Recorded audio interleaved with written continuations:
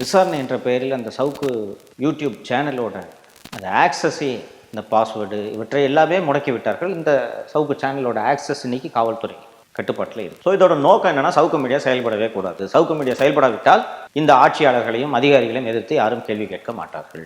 நாம் செய்யும் அதிகார மீறல்கள், அதிகார துஷ்பிரயோகங்கள், அட்டூழியங்கள், அக்கிரமங்கள் இவை அனைத்தும் கேள்வி கேட்பாரின்றி நாம் தங்குதடையின்றி செய்து கொண்டிருக்கலாம் அப்படின்றதான் இவர்கள் இதையெல்லாம் செய்ததற்கான நோக்கம். ஆனால் உலகம் அப்படி இயங்காது. நியாயம் வெளியே வர வேண்டும், உண்மைகள் பேசப்பட வேண்டும் என்று விரும்பக்கூடிய எத்தனையோ நல்ல உள்ளங்கள் இருக்கின்றன. அந்த நல்ல உள்ளங்களின் உதவியோடு இன்னைக்கு சவுக்கு மீடியா நெட்வொர்க் என்ற இந்த புதிய சேனலை தொடங்கியுள்ளோம். உங்கள் மீது எங்களுக்கு ஏராளமான நம்பிக்கை உள்ளது. அந்த அடிப்படையில் தான் நாங்கள் நண்பர்கள் உதவியோடு இந்த சேனலை தொடங்கியிருக்கிறோம்.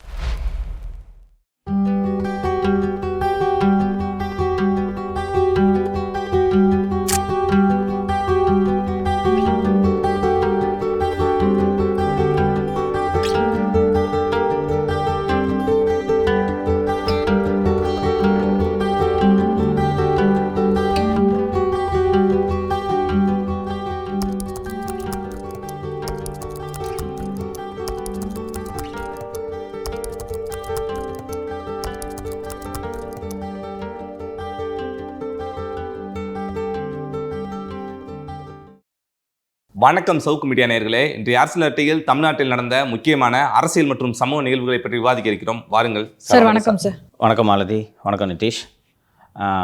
ஃபஸ்ட்டு நேயர்கள் அனைவருக்கும் நன்றி தெரிவித்து கொண்டு அதற்கு பிறகு நிகழ்ச்சியை தொடங்கலாம். நமது இந்த சவுக்கு மீடியா தொடங்கி நேற்றோடு ஒரு ஆண்டு நிறைவடைந்து விட்டது. இன்று முதல் 2வது ஆண்டில் அடியெடுத்து வைக்கிறோம். ரொம்ப ஒரு அச்சம்னு சொல்ல முடியாது. வெற்றி பெறுவோமா இல்லையா என்பது தெரியாது. வேலை செய்யணும் அப்படின்ற நோக்கம் மட்டும் உறுதியாக இருந்தது. நடத்தலாம் சேனலில் போய் வேறு சேனலில் பேசினாலும் அங்கேயும் போய் போட விடக்கூடாதுன்னு மிரட்டுறாங்க. நம்மளே ஸ்டார்ட் பண்ணலாம். பழைய சேனலை முடக்கி வச்சா இன்னும் இன்னொரு சேனல் ஓப்பன் பண்ணிக்க முடியாதா? அதை விட பெரிய வளர்ச்சி அடைய வேண்டும். அந்த அளவுக்கு பெரிய ஸ்கேலில் பண்ணலைனாலும் இருக்கிறத வச்சு முயற்சி செய்வோம். பேசாமல் இருக்கக்கூடாது என்ற ஒரு முடிவோடு தான் அப்போது தொடங்கினோம். தொடங்கிய ஒரு சில மாதங்களிலேயே அந்த அலுவலகத்தை காலி செய்ய வைத்தார்கள். தொடங்கிய தினத்திலிருந்து தொடர் நெருக்கடிகள், மீண்டும் மீண்டும் வழக்குகள், தொடங்கிய பிறகு ஒரு கைது, அப்புறம் ஒரு 40 நாள் ஜெயிலு. அதற்கு பிறகு பெரும் போராட்டம். அலுவலகம் இல்லை, வீட்டில் சாக்கடையில் ஊற்றுறாங்க, மூடணும் சேனலை, அந்த டிநகர் ஆஃபீஸை காலி பண்ண வச்சாங்க. சரி, இனிமேல் கடை சாத்த வேண்டியதான் என்று நினைத்த போது ஒரு புண்ணியமாக வாங்க நீங்கள் நடத்துங்க என்று அவரது கட்டிடத்தை வாடகைக்கு கொடுத்தார். அப்புறம் அவர் வீட்டில் போய் மிரட்டுறாங்க உளவுத்துறையை வச்சு. அவ்வளோதான், சீல் வச்சுருவோம், கட்டணம் நல்லா வச்சுருக்கீங்க, உங்களுக்கு என்ன பிரச்சனை என்று சொன்னதும் அவர் உறுதியாக நின்றார். நீங்கள் பார்த்துக்கலாங்க, நீங்கள் நடத்துங்க என்று.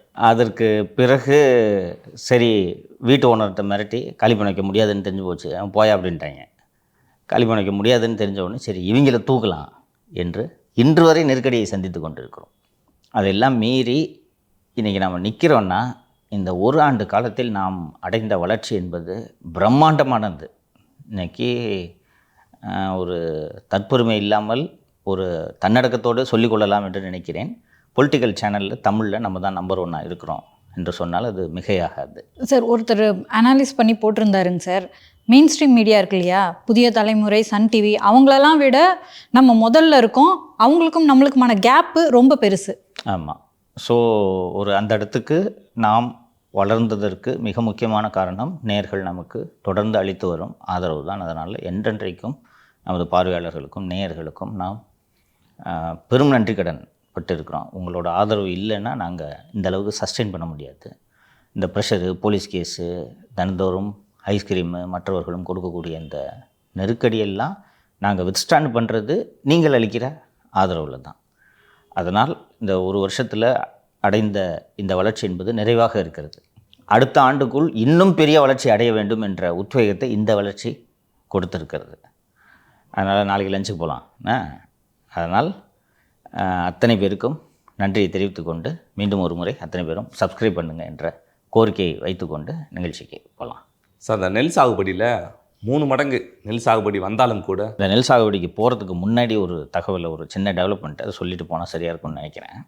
இந்த ஐஏஎஸ் அதிகாரிகள் மத்தியில் பெரிய பரபரப்பு ஓடிக்கொண்டிருக்கிறது. என்னவென்றால், பெரிய லெவலில் ஒரு முணுமுணுப்பாக இந்த பிரிகேடு ப்ராஜெக்ட் ராம்சார் நிலத்தில் வருதுன்றது அவங்களுக்குலாம் ஓரளவுக்கு முணுமுணுப்பாக தெரியுது.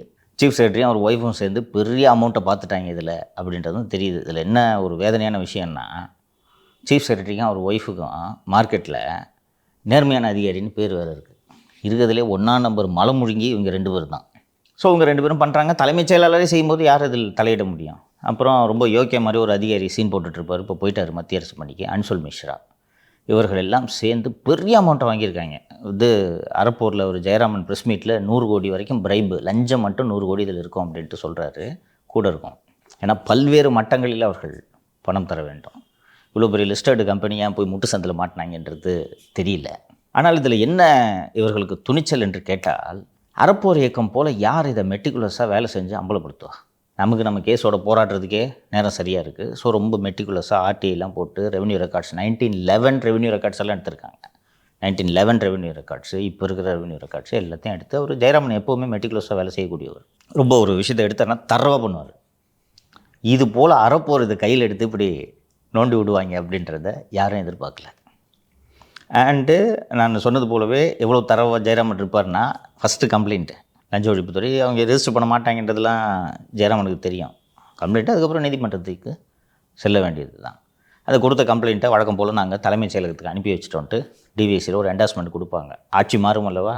அப்போது இந்த முருகானந்தம் அண்டு சுப்ரியா சாஹூ, அன்சுல் மிஸ்ரா அத்தனை பேர் மீதும் வழக்குகள் பதிவு செய்யப்பட இருக்கிறது. இந்த விஷயத்தில் எடப்பாடி பழனிசாமியே நினச்சாலும் இவங்களை காப்பாற்ற முடியாது. என்னென்னா, இதுதான் ராம்சார் நிலம்ன்ட்டு டிக்ளேர்டு. அதுக்கு நடுவில் இருக்கிற பிட்டில் எப்படியா நீங்கள் பர்மிஷன் கொடுப்பீங்க? இப்போ இந்த ஃபாரஸ்ட் டிபார்ட்மெண்ட் சொல்லிச்சு அதுலேருந்து 63 மீட்டர் தள்ளி இந்த சைட் இருக்குன்னு. தள்ளி இருந்தால் கூட ஏதாவது டப்பாஞ்சு தப்பிக்கலாம், ஓகேவா? தள்ளி தாங்க இருக்குது. இப்போ அளக்கும் போது கொஞ்சம் மிஸ்டேக். நடுவில் இருக்கியா 5 சர்வே நம்பரும் எப்படி கட்டுவீங்க? இங்கிட்டு தண்ணி அங்கிட்டு தண்ணி எப்படி கட்டுவீங்க? நீங்கள் வசமாக மாட்டுவாங்க. ஏனென்றால் மீண்டும் மீண்டும் பல இடங்களில் இந்த கோப்பு சுற்றி வந்திருக்கிறது. கையெழுத்து போட்ட அத்தனை அதிகாரி மாட்ட போகிறோம். அதனால் இப்போது பல ஐஏஎஸ் அதிகாரிகள் தங்களது மகிழ்ச்சியை எங்களிடம் பகிர்ந்து கொண்டார். இந்த மாதிரி அவ்வளோ ஆணவத்தில் ஆடின்னு இருக்கார் சார். இருந்தாலே அவங்க கணவன் மனைவி 2 பேரும் சேர்ந்து இந்த கவர்மெண்ட்டே அவங்களுதுன்னு நினச்சிக்கிட்டு அவ்வளவு ஆட்டி வைக்கிறாங்க சார். வசமாக மாட்டினாங்க சார். இந்த மாதிரி அறப்போர்கிட்டேருந்து இப்படி ஒரு அம்பு பாயும் என்பதை இவர்கள் எதிர்பார்க்கவே இல்லை.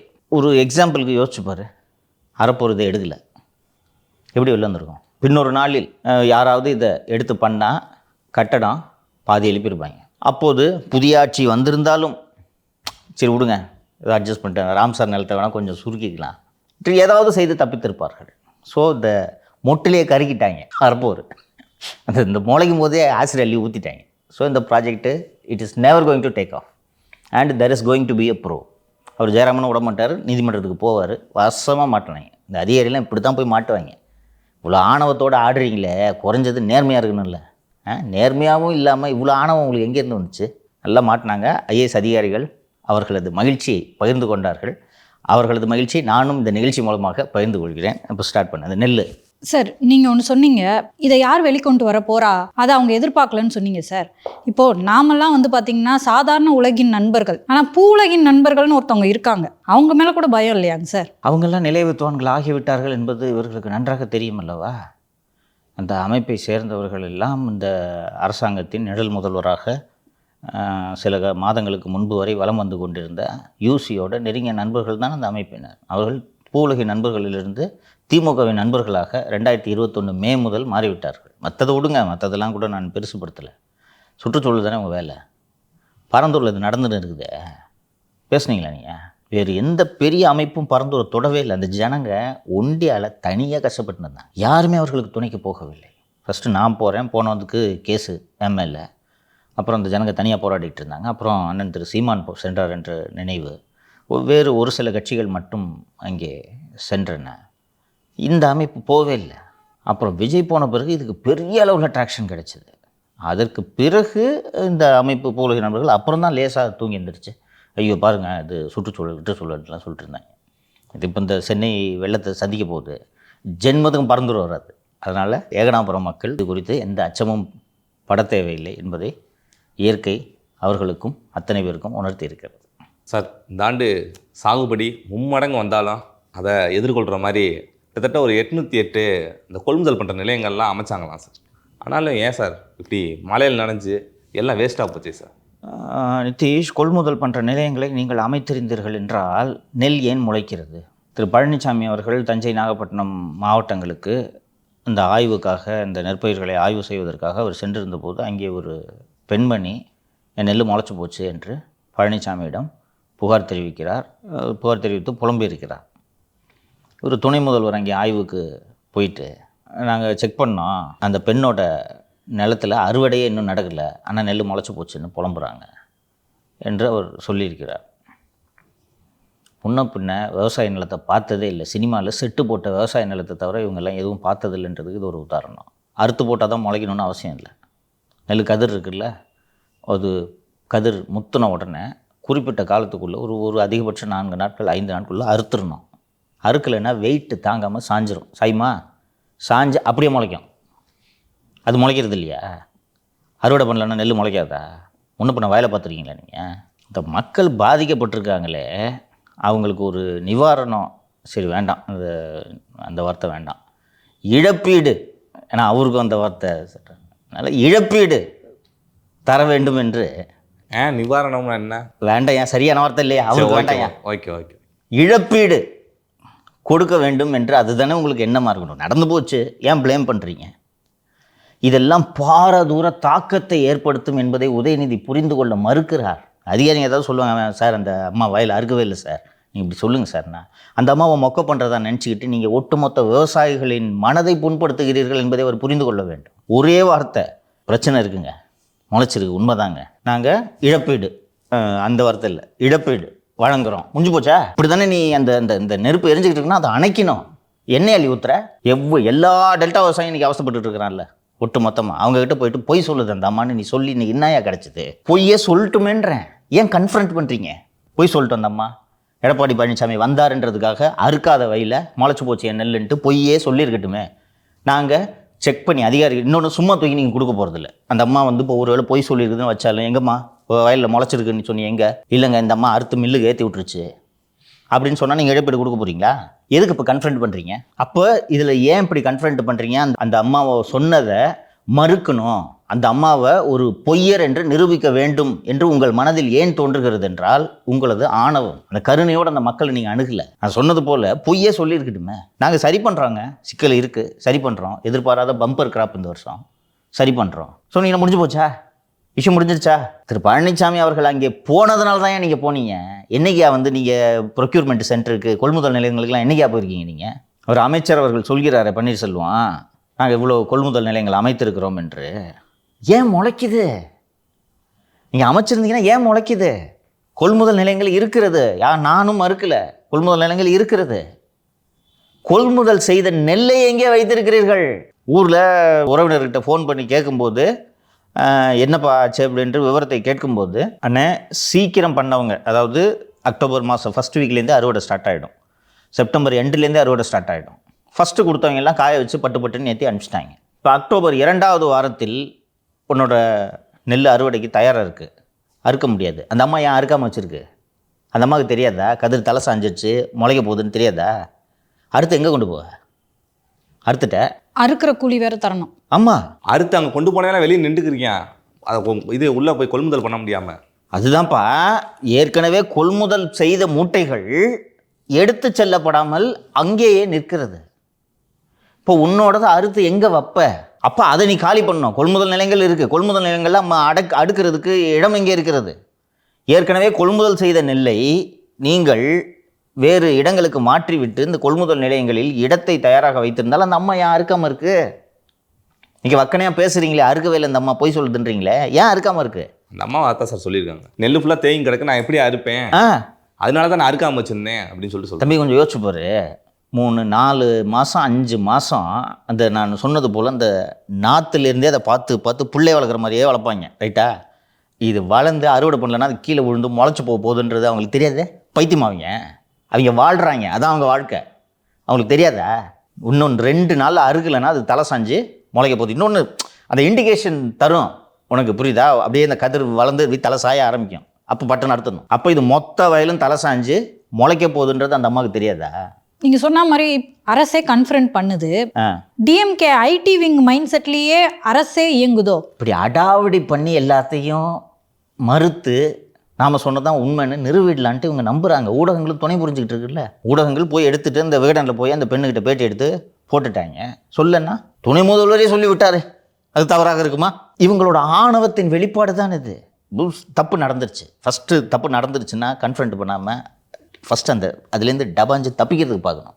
புரியுதா? தப்பே நடக்கலை அப்படின்ட்டு தான் கரூர் விஷயத்தில் நீங்கள் மாட்டிகிட்டு இருக்கீங்க இல்லையா? ரைட்டுங்க, நடந்து போச்சுங்க, உயிரிழப்புங்க, நான் யாரையும் ப்ளேம் பண்ண விரும்பலைங்க. கொலையாளி விஜய் உருட்டினீங்களா, மாட்டினீங்களா? நீங்கள் இன்றைக்கி அந்த டெல்டா திமுகவோட வலுவான பகுதி. ஏற்கனவே திரு பழனிசாமி டெல்டாவில் போய் பிரச்சாரம் பண்ணிட்டு வந்த உடனே ஏடிஎம்கேக்கு கிராஃப் ரைஸ் ஆகிருக்குன்னாங்க. இப்போ அடிச்சு தூக்கிடுவார், போயிட்டு ஒரே நாளில் முடிச்சிட்டார் அவங்க கதையை. அந்த பகுதி பூரா நெல் போடுறோம்ப்பா. திருச்சியில் ஆரம்பித்து அந்த பகுதி ஃபுல்லாக நெல் போடுறாங்க, வேறு கிராப்பே போட மாட்டாங்க. நீங்கள் தஞ்சாவூர் சைடு போய் கேட்டேன்னா தெரியும், நெல்லுக்கு பதிலாக வேறு ஏதாவது போட்டால் கௌரவ குறைச்ச, என்னையா இதை போட்டிருக்க அப்படின்னு வைங்க. என்னது கஷ்டமா? இதை விட மற்ற கிராப்பில் காசு நிறைய வரும், ஆனால் கௌரவ குறைச்ச. நெல் போடுறது தான் கௌரவம். 3 போகமும் நெல் போடணும். இங்கேயும் நான் காஞ்சிபுரம் போனேன்ல, பரந்தூர், ஒன்று நெல் இல்லை வாழை, வேறு எந்த பயிருமே கிடையாதுங்க. அதனால் அந்த பகுதி மக்கள் அத்தனை பேரும் நெல் விவசாயத்தை நம்பி இருக்கிறாங்க. பெருமை அது அவங்களுக்கு. நெல் விளையிற பூமின்னு சொல்லுவாங்க, கேள்விப்பட்டிருக்கியா? இப்போது கரெக்டாக அதை பிடிச்சி, அது இல்லாமல் நான் இந்த விளம்பரம் அரசியல்ன்றதெல்லாம் தாண்டி ஒரு விவசாயம் என்ற அடிப்படையில் இந்த பயிர்கள் மீது அவருக்கு நேசம் இருக்குன்னு நான் எடப்பாடி பழனிசாமி நான் புரிஞ்சதை வச்சு சொல்கிறேன். அவருக்கு அந்த விவசாயியோட கஷ்டம் என்னன்றது தெரியும். அதனால் அவர் போனார், விளம்பரத்துக்காக போனார், அரசியல் பண்ணுறதுக்காக போனாருன்னே வச்சுக்கோம். ஸ்கோர் பண்ணிட்டாரா? அந்த ஃபுட்டேஜ் எப்படி இருக்கு? வேட்டி மடித்து கட்டிட்டு நனைஞ்சு கதிரை கையில் அள்ளி பார்த்துட்டு என்ன முளைச்சி போச்சா அப்படின்னு அவங்க பேசுறது, இந்த விஷுவல்ஸ் எப்படி இருக்குது? நீங்கள் கோட்டு போட்டுக்கிட்டு போயிட்டு போய் சொல்லுது அந்த அம்மான்னு சொல்கிறத எப்படி பார்ப்பான் விவசாயி? அவர் சொல்கிறத எப்படி பார்ப்பான்? கரும்பு காட்டுக்குள்ளே காங்கிரீட் போட்டு போனாங்க. முடிஞ்சா மாட்டிக்கினீங்களா?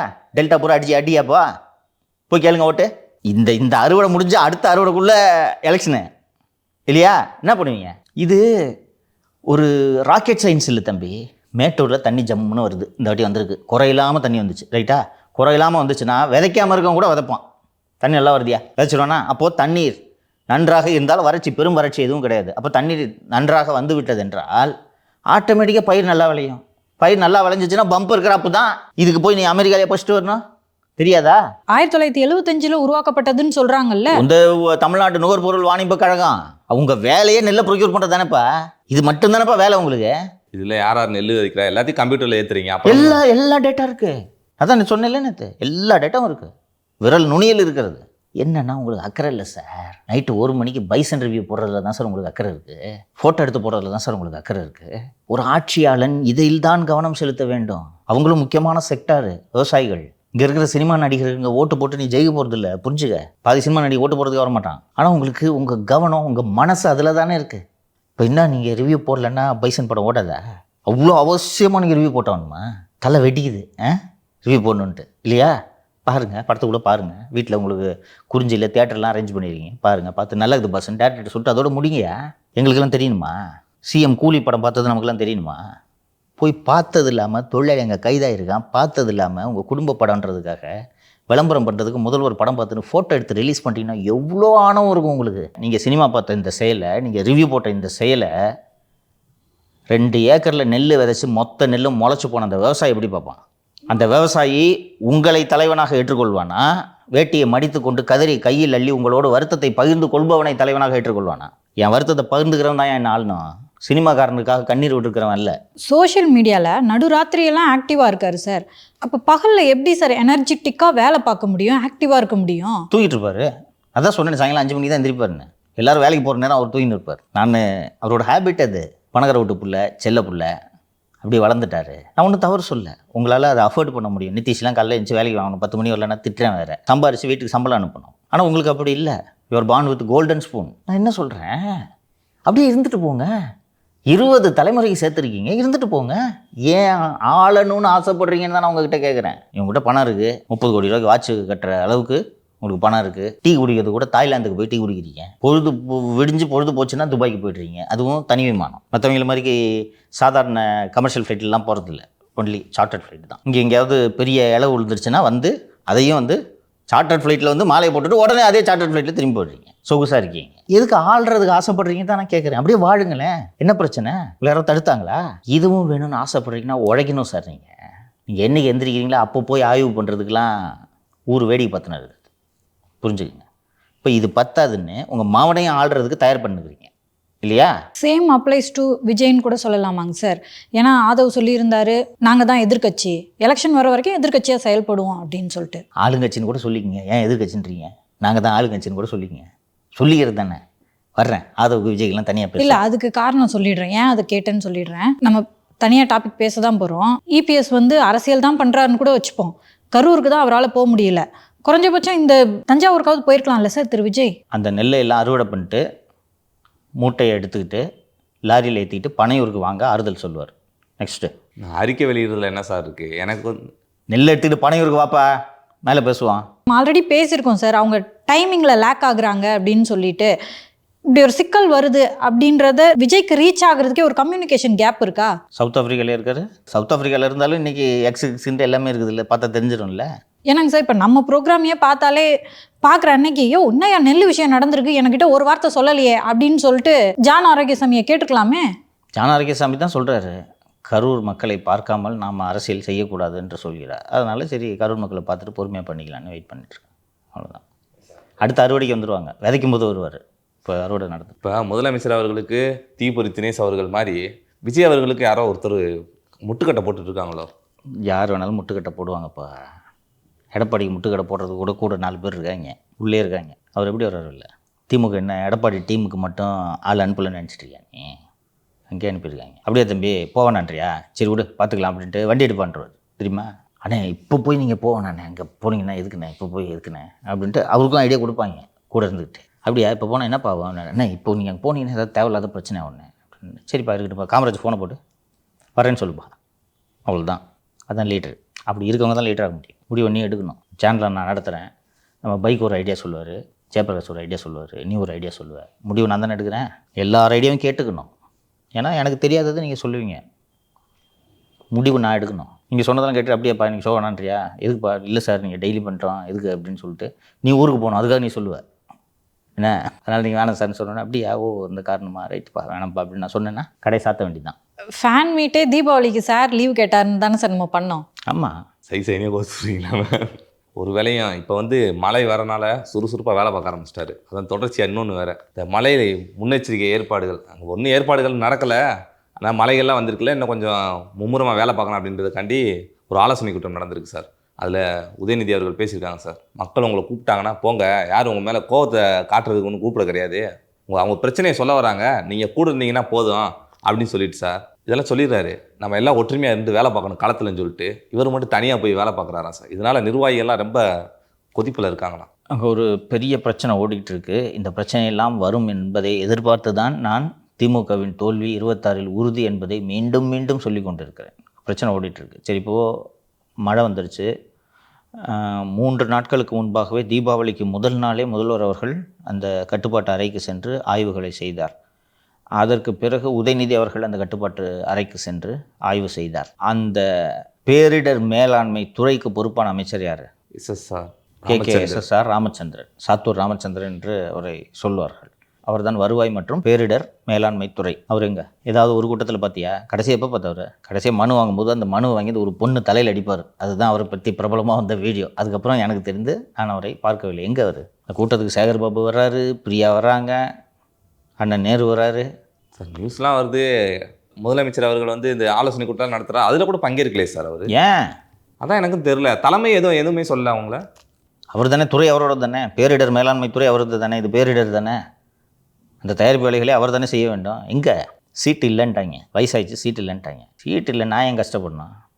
இப்போது 5-6 டிக்கெட்டுகளுக்கு சீட்டு இல்லை. துரைமுருகன், KKSSR, ஐப்பெரியசாமி முதுமை காரணமாக ஒரு 5-6 டிக்கெட்டுங்களுக்கு சீட்டு இல்லைன்ட்டாங்க. பொன்முடிக்கு சார்? பொன்முடி இல்லை, பொன்முடி ஒதுக்கிட்டார். எங்கே கடைசியாக பொன்முடி பற்றி எப்போ நியூஸ் பார்த்தீங்க? அவர் மேலே இருக்க கேஸை பற்றி தான் திருப்பி நியூஸ் வந்துக்கிட்டு இருக்குது. GT கோர்ட்டில் சம்மன் ஏதோ அனுப்பிச்சிருக்காங்க போல இருக்குது. பொன்முடி ஒதுக்கிட்டார். 5-6 பெரிய தலைங்களுக்கு சீட்டு இல்லை. என்னாகும்? அந்த இடத்தை நிரப்புவதற்கு இளைஞர் அணி உள்ளே இறங்கியிருக்காரு. இப்போது திடீர்னு ஒரு வார நியூஸ் எல்லாம் எடுத்து பார்த்தா நம்ம சின்னவராக இவ்வளோ சுறுசுறுப்பாக வேலை செய்கிறதுன்ற வியப்பு தோன்றுமே உங்களுக்கு? இதுக்கு தான். இல்லை சார், அப்போனா இப்போ பொன்முடி அவர்கள் இருக்காங்கன்னு வச்சுக்கோங்க, அவங்க மகனுக்கு சீட்டு கொடுப்பாங்களா? அப்போ அவர் கொஞ்சம் உத்வேகமாக வேலை பார்ப்பார்ல. அந்த மாதிரி எதுவும் பண்ணலையா? எந்த அரசியல்வாதியை போதும்னு சொல்லுவான்? பையாவை பார்த்தியா இன்னைக்கு பொதுக்குழு நடத்திட்டு இருக்காரு தருமபுரியில், திரும்ப 85 வயசாயிடுச்சு. எல்லாரும் ஊரே போய் அவருக்கு அட்வைஸ் வர பண்ணிட்டாங்க. இல்லை இதுக்கு பையன் தலையெடுத்துட்டாரு, விட்டுப்போங்க போயா. இன்னொரு விஷயம் யோசிச்சுப்பாரு, இன்னைக்கு அந்த மகனை வெல்ல வேண்டும் என்ற அந்த மோட்டிவ் தான் ஐயாவை இயக்குது. உடம்பு தளர்ந்துடும், மனசும் தளர்ந்துடும். இந்த கவர்மெண்ட் சர்வெண்ட்லாம் பெரும்பாலும் ரிட்டையர் ஆகி 2 வருஷத்தில் ஹார்ட் அட்டாக்ல நிறைய பேர் செத்து போவாங்க. என்ன காரணம்னா அது வரைக்கும் இந்த ஆஃபீஸே நம்ம தலையில் தான் ஓடுதுன்னு இப்போ எல்லோரும் நினச்சிப்பாங்க. ஒரு நாள் லீவ் போட்டால் அவள் தான்ப்பா அப்படின்ட்டு நான் பார்த்துருக்கேன். ரிட்டையர் ஆன பிறகு பார்த்தா பொண்டாட்டி காப்பி கூட கொடுக்காது. வைங்க என்ன ஆஃபீஸ்க்காக போகிறீங்க, பையன் போட்டு முதல்ல பையன் வேலைக்கு போகிறான். இயல்பு. ஆஃபீஸ் போகிற மாதிரி இவ்வளோ வேகமாக காப்பி கேட்குறீங்க, இருங்க பையன் அனுப்பிச்சிட்டு வரேன். வேலை இல்லை. உங்களை சுற்றி ஒரு உலகம் சுழண்டுக்கிட்டு இருந்துச்சு. காலையில் நாளைக்கு ரிவ்யூ மீட்டிங் இருக்குது, நாளைக்கு செக்ரட்டரியில் இந்த டீட்டெயில்ஸ் கேட்டிருக்காங்க, ஐஜி பவர் பாயிண்ட் ப்ரெசன்டேஷன் கேட்டிருக்காரு, இந்த டீட்டெயில் எடுத்து கொடுக்கணும், இதெல்லாம் மண்டையில் ஓடிட்டு இருக்கோம். ஃபஸ்ட்டு இந்த ஒரு வாரத்துக்கு இந்த ஷாக்கே தாங்க முடியாது. நம்ம இல்லாமல் அந்த ஆஃபீஸ் இயங்குமா, யார் இல்லைனாலும் இயங்குன்றதை புரிஞ்சுக்கிறதுக்கே 1 வாரம் ஆகும். அப்படியே தளர்ந்து சோர்வாகி ஈஸி சேரில் படுத்து ஆக்டிவிட்டி இல்லாமல் இந்த அவர் கூட காலையில் வாக்கிங் வரவங்கிட்டு மொக்க போட்டுக்கிட்டு வாக்கிங்கை நிறுத்தி ஸ்ட்ரெஸ் அதிகமாகி செத்துருவாங்க. பொலிட்டீஷியன் ஓடிக்கிட்டே இருப்பான். அரசியல்வாதிகள் எல்லாம் 80 கடந்து வாழ்வதற்கு இது ஒரு முக்கியமான காரணம். ரிட்டையர்மெண்ட்டே கிடையாது அவனுக்கு. நான் செத்தான் ரிட்டையர்மெண்ட்டு. நேற்று பேசினார் துரைமுருகன் பார்த்தியா, செல்லு பிறந்தை பேசுனது தப்பு. நேற்று பேட்டி கொடுத்தாரு பார்த்தியா, எவ்வளோ தெளிவாக பேசுகிறார் பார்த்தியா. 86ன்னு நினைக்கிறேன் அவருக்கு. எப்படி பேசுனா பார்த்தியா. என்ன சார் சொன்னார்? எல்லா டேமையும் திறக்கிறது இல்லைங்க. தமிழ்நாட்டில் வழக்கம் வந்து மேட்டூர் டேம் தான் பெரிய டேமு. அந்த டேமை வந்து முதலமைச்சரை வச்சு திறந்து போச்சு. சின்ன சின்ன டேமெல்லாம் திறந்துட்டு இருக்க மாட்டாங்க. அவர் இப்படி பேசிடக்கூடாது அப்படின்னாரு. இதுக்கெல்லாம் போய் இப்படி பேசுகிறதா? இப்போ துரைமுருகனுக்கு சீட்டு இல்லைன்னா எப்படி இருக்கும் அவருக்கு? என்ன பண்ணுவேன்? பதவியில் இருக்கிற வரைக்கும், போட்டியில் இருக்கிற வரைக்கும் வாசலில் டெய்லியும் ஒரு 50 பேர் நின்றுருப்பான். அண்ணே அண்ணே அண்ணன்ட்டு வருவாங்க. பொன்முடி பையனுக்கு தான் இந்த வாட்டி சீட்டு கொடுக்க போகிறாங்க, அவர் தான் நிற்கல. எல்லோரும் பையன் பின்னாடி போயிட மாட்டாங்களா? எதுக்கு சாகுற வரைக்கும் எதுக்கு கட்சி தலைவர் பதவியை கருணாநிதி மகனுக்கு கொடுக்கல? அவர் உச்சி முகர்ந்த மகன் தானே. இவங்க எல்லாமே பெரிய ஆளுங்க சார், கண்டிப்பாக ஜெயிப்பாங்க. அப்படி இருக்கும்போது அவங்களுக்கு ஏன் சீட்டு கொடுக்காம இருக்கணும்? இங்கே தான் தலைமுறை மோதல் வருகிறது. அவங்களே இருந்துகிட்டு இருந்தாங்கன்னா நம்ம எப்போ பண்ணுறது? நம்ம எவ்வளோ கஷ்டப்பட்டுட்டு இருக்கோம். பார்ட்டிக்கு போகிறதெல்லாம் நிறுத்திட்டு ரிவ்யூ மீட்டிங் அட்டன் பண்ணுறோம். நீங்கள் குறிஞ்சி இல்லத்துக்கு போகிறதே இல்லையா சார்? இப்போ பார்ட்டிலாம் குறைஞ்சிச்சு, ஆக்டிவிட்டி அதிகமாகிடுச்சுல. வீட்டில் இந்த இன்றைக்கி ஜூனியரில் அந்த நியூஸ் கூட வந்திருக்கு. சிஎம்ஓ ஒரு ரிவ்யூ மீட்டிங் போடுறாராம். போட்டு முடிச்சு எல்லாம் இப்படிலாம் பண்ணுங்கன்ட்டு ஒரு இன்ஸ்ட்ரக்ஷன்லாம் கொடுத்து முடிச்ச பிறகு அதே ஆஃபீஸருங்களே வீட்டுக்கு குறிஞ்சியில் ஒரு மீட்டிங்னு கூப்பிட்றாரு அவர். நான் என் அப்பனுக்கு பிள்ளைக்கு இதே வேலையாக போச்சு, இப்போ தானே மீட்டிங் போட்டு அவங்க அப்பாவுக்கு சொல்லிட்டு வந்து திருப்பி இவருக்கார சொல்ல வேண்டியதாக இருக்குன்னு அதிகாரிகள் வருத்தப்படுகிறார்கள் என்று செய்தி வந்திருந்தது. அந்த ஒரே மீட்டிங்கில் போய் முதல்வர் துணை முதல்வர் ஒன்றா உட்காரலாம்ல சார்? ஒன்றா உட்கார்ந்தாலும் துணை முதல்வர் என்ற பொறுப்பில் இவர் இன்னொரு கூட்டம் நடத்த வேண்டாமா? வேலை செய்கிறார்ன்றதை அப்புறம் எப்படி தான் காட்டுறது? இன்ஸ்ட்ரக்ஷன் கொடுக்கலாம். ஆமாம், அதுதான் இங்கே வாண்டுறாரு வீட்டுக்கு. அங்கேயெல்லாம் கொடுக்க முடியாது. எனக்கு ஆஃபீஸ் குறிஞ்சி தான் இவ்வளோ நாள் போயிட்டு இருந்தாங்கல்ல. ஸோ இப்போ தான் அந்த ஆக்டிவிட்டிலாம் ஸ்டார்ட் ஆகுது குறிஞ்சியில். இவர் வந்து உண்மையிலேயே ஒரு லீடர் ஆகலாம் அப்படின்ட்டு லீடராக நினச்சிக்க ஆரம்பிச்சிட்டார் போல இருக்கு தானே. இப்போ தான் வந்து ஆக்டிவிட்டீஸ்லாம் அதிகமாகுது. இது எதுக்குன்னா இந்த கேப், இந்த மூத்த தலைமுறை ஓய்வு பெறுகிறதாலோ அந்த காலி இடங்களில் எல்லாம் இளைஞரணியை வச்சு உள்ளே நியமிக்கணும்னு ட்ரை பண்ணுறாங்க. இளைஞரணிக்கு கூடுதலாக பொறுப்பாளர்களை, தமிழகம் முழுக்க பொறுப்பாளர்களை போட்டிருக்கிறார்கள். அந்த அடிப்படையில் தான் நீ சொன்ன நியூஸ். அந்த இளைஞர் அணியினரை போய் நீங்கள் இந்த வெள்ள நிவாரணத்திற்கு மக்களுக்காக சென்று தேவையான உதவிகளை செய்யுங்கள் அப்படின்னு சொல்லும்போது இது பேரண்ட் பாடி கூட கான்ஃப்ளிக்ட் வருது. என்னதான் இளைஞர் அணி முக்கியமான அணியாக இருந்தாலும் இது ஒரு அணி. கட்சின்றது திராவிட முன்னேற்ற கழகம் தான். ஸோ அந்த கட்சியை சேர்ந்த மாவட்ட செயலாளர்கள் அவங்கெல்லாம் என்ன இவங்க பாட்டுக்கு நடத்திட்டு இருக்காங்க, பொட்டி கோயிலுங்கெல்லாம் வந்து இந்த மாதிரி இது பண்ணிகிட்டு இருக்காங்க, நாங்கள் நிவாரண வேலை பார்க்கலான்ட்டு பார்த்தா இவங்க வந்துட்டாங்க. இது எப்போவுமே இருக்கும். ஸோ அது பஞ்சாயத்து ஓடிட்டுருக்கு. இது எல்லாம் போய் எங்கே முடியும்னு கேட்டால் டிக்கெட் டிஸ்ட்ரிபியூஷனில் போய் முடியும். கட்டி உருளுவாங்க. இப்போ ஒரு கேகேஎஸ் சார் இருக்கார் ரைட்டா, அவர் சீட் இல்லைன்ட்டாங்க. வேறு யாரோ ஒரு இளைஞரணிலே அவனோ ஒருத்தனை நிப்பாட்டுவாங்கன்னு வச்சுக்க. என்னை மீறி இந்த பொடிப்போய நாளைக்கு எம்எல்ஏவாகி என் முன்னாடியே சுற்றுவான் எம்எல்ஏன்ட்டு. அப்போ எனக்கு என்ன மறுவாதின்ட்டு ஏடிஎம்கே காரனை ஜெயிக்க வைக்கிறதுக்கு கேகேஎஸ் சார் வேலை பார்ப்பார். போதுமா? இப்போ நான் இருக்கேன் அந்த ஊரில் ஒரு பெரிய ஆள் மந்திரி, எனக்கு இந்த வாட்டி சீட் இல்லைன்ட்டு இளைஞர்லேருந்து ஒன்றை கொடுத்துட்டாங்க. 26லேருந்து 31 வரைக்கும் நீ எம்எல்ஏன்னு சுற்றின்னு இருப்ப. நான் என்ன பண்ணுறதுங்க உட்காந்து? உன்னை தோக்கச்சிட்டா? இன்னொன்று அங்கேருந்து வந்தவர் தானே கேகேஎஸ் சார், ஏடிஎம்கேலேருந்து வந்தவர் தானே, தோத்தா பொத்துனாப்பில் உட்காந்துருப்பியா? பதிலுக்கு நான் அந்த ஏடிஎம்கே எம்எல்ஏவை ஜெயிக்க வச்சேன்னா அவங்க கவர்மெண்ட்டில் எனக்கு வேண்டியதை செஞ்சு கொடுப்பார. உன்னை ஜெயிக்க வச்சு எனக்கு என்ன பிரயோஜனம்?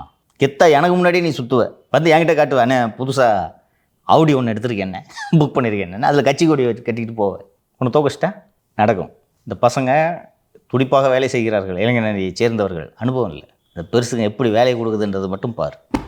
அதனால தான் இதெல்லாம் யோசிச்சு தான் நான் சொன்னேன். உறுதியாக தோக்குது திமுக. ஸோ இழப்பீடு வழங்கப்படுமாங்க சார்? இல்லை இழப்பீடு கொடுத்து தான் ஆகணும். இந்த எலெக்ஷன் இயர்ன்றதுனால கொடுத்துருவாங்க. இன்று மத்திய அரசு அதிகாரிகள் நெல்லுக்கான அந்த ஈரப்பதம் எடுக்கக்கூடிய அந்த கொள்முதல் செய்யக்கூடிய நெல் மூட்டைகளில் இருக்கக்கூடிய ஈரப்பதத்தின் அளவை அதிகப்படுத்துவதற்கு தமிழகம் முழுக்க இன்று மத்திய அரசு அதிகாரிகளும் சென்று ஆய்வு நடத்த இருக்கிறார்கள். நாகப்பட்டினம், பாபநாசம் போன்ற இடங்களில் ஆய்வு நடத்த, திருவாரூர் எல்லா இடங்களிலும் ஆய்வு நடத்துகிறார்கள். ஆய்வு நடத்திய பிறகு மத்திய அரசு கொள்முதலில் ஈரப்பதத்தை அதிகப்படுத்தலாம் என்று உத்தரவு பரிந்துரைகளை அளிக்கும். அதன் அடிப்படையில் மாநில அரசும் மத்திய அரசிடமிருந்து நிதி பெற்று இந்த முறை இழப்பீடு நிச்சயம் வழங்கியே தீர்வார்கள். எலெக்ஷன் இயர்ன்றதுனால கொடுக்க மாட்டேன்லாம் பிரச்சனை பண்ண வேணாம், கொடுத்துருவாங்க. இன்னொன்று உங்களுக்கு இது எலெக்ஷனில் பாதிப்பு ஏற்படுத்துன்றதுக்காண்டியே கொடுத்துருவாங்க. அதுக்காக கொடுத்துருவாங்க. ஏன்னா இந்த எலெக்ஷன் நேரத்தில் இவ்வளோ பெரிய சேதத்தை சந்திச்சிருக்கும் போது நீங்கள் அரசு இழப்பீடு வழங்கவில்லை என்றால் அந்த கோபம் முழுக்க அரசின் மீது திரும்பும் என்ற அச்சம் ஆளும் தரப்பினருக்கு இருக்கும். என்ன சிக்கல்னா, நிதி எங்கே இருக்குது கொடுக்குறதுக்கு? ஏற்கனவே பற்றாக்குறை விண்ணை முட்டுகிறது. இப்போது இதுக்கு இழப்பீடு கொடுத்தீங்கன்னா பொங்கலுக்கு ஒரு 2000 ரூபாயாவது கொடுக்கணும்ல, காடுக்கு எடப்பாடி கொடுத்தாரா? கொடுக்கணும்ல, அதுக்கு நிதிக்கு எங்கே போவீங்க? தோல்வி உறுதிப்பா. அடுத்தது இப்போ சார், அதான் 10 லட்சம் கோடி முதலீடுலாம் ஈர்த்துட்டு வந்திருக்காங்களே சார், அதில் தான் டேக்ஸ் வரும். நம்ம தமிழ்நாட்டுக்கு வந்து வருவாயெல்லாம் வருமே சார் நல்லா. அதில் என்ன சிக்கல் இருக்க போகுது உங்களுக்கு? அது முழுக்க முழுக்க பொய் என்பதை இந்த வாரம் இன்னைக்கு வந்திருக்கக்கூடிய இந்த ஜூனியர் உடனோட கவர் ஸ்டோரியில் ரொம்ப அழகாக எழுதியிருக்கிறாங்க.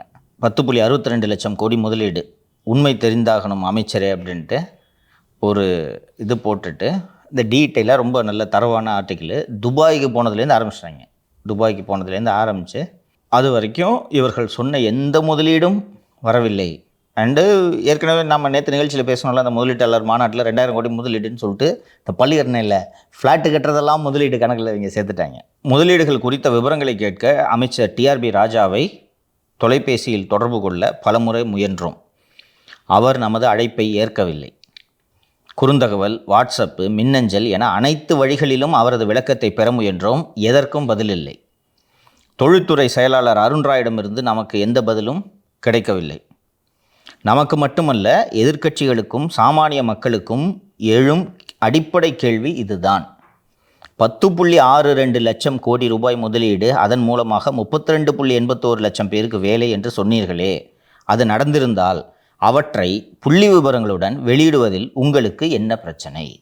முதல்வரின் துபாய் பயணம் குறித்து 3 ஆண்டுகளுக்கும் மேலாக ஆர்டிஐயில் தகவல் கோரியும் இதுவரை வழங்காதது ஏன்? அதிமுகவின் முதலீட்டு விவரங்களை எல்லாம் தூக்கத்தில் எழுப்பி கேட்டாலும் கூட மனப்பாடமாக ஒப்பிக்கும் அமைச்சர் டிஆர்பி ராஜா திமுக அரசின் முதலீட்டு விவரங்களை சொல்ல மறுப்பதன் மர்மம் என்ன? முதலீடுகள் உண்மையிலேயே வந்தனவா இல்லையா? மக்களுக்கு உண்மை தெரிஞ்சாகணும் அமைச்சரே, சொல்வீர்களா? அப்படின்ட்டு இந்த கட்டுரையை முடிக்கிறாங்க. எங்கே வந்திருக்கு முதலீடு? இங்கே மழுப்புறதுலே தெரியல. எவ்வளோ ஒரு அண்ட புழுகன், ஆகாச புழுகனாக ஒரு மனிதன் இருந்தால், இது ஃபாக்ஸ்கான் அல்ல, வேறு நிறுவனம், ஃபாக்ஸ்கானோட துணை நிறுவனம். அந்த ஃபாக்ஸ்கான் நிறுவனத்துக்கே தெரியாமல் அதோட துணை நிறுவனம் முதலீடு செஞ்சுருக்கான். என்ன உருட்டியாது, அதுவும் அசம்பிளியில் போய் சொல்கிறார். இருந்தாலும் அசம்பிளியில் சொல்கிற ஒன்று இப்போ எழுதுவாங்களே சார், பதிவுமே சார், பதிவு 100 வருஷம் ஆனாலும் இந்த ரெக்கார்டு இருக்கும்ப்பா. அது எப்படி சார் போய் சொல்லுவாங்க? ரொம்ப கவனமாக இருப்பாங்க. குடும்பம் வரைக்கும் அதாவது சொல்ல முடியாதுன்னு வச்சுக்கேன், அப்படியே தவிர்த்துட்டு பட்டும் படாமல் ஓடிடுவாங்க. பொய்யை சொல்ல மாட்டாங்க. ஃபாக்ஸ்கானில் வேறு ஒரு ஃபாக்ஸ்கான் நிறுவனம்னா நான் அவ்வளோ பைத்தியக்காரங்களாயா? தைவான் எக்ஸ்சேஞ்சில் ஒரு லிஸ்டான நிறுவனம் 14,000 கோடி முதலீடை எப்படியா சொல்லாமல் மறைக்க முடியும்? காமன் சென்ஸ் இல்லையா அது? இன்னொன்று, உன்னை யார் அந்த ட்வீட் போட சொன்னது? நான் கேட்குறேன். புது முதலீடு வந்திருக்கு, இன்ஜினியர்களே தயாராகுங்களும் உன்னை யார் போட சொன்னது? அவர் டிஆர்பி ராஜாக்கு அறிவு குறைவுன்னா எத்தனை முறை சொல்லியிருக்கேன், கவனிச்சியா?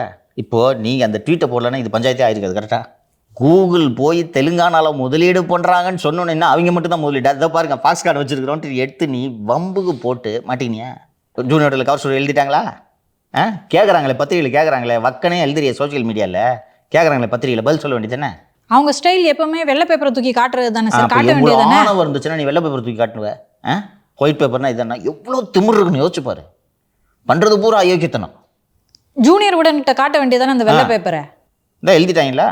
இந்த ஆர்டி இன்ஃபர்மேஷன் வந்து கேட்போம்ல, அவங்ககிட்ட கேட்டால் தருவாங்களே. அதுதான்ப்பா கேட்டிருக்காங்க.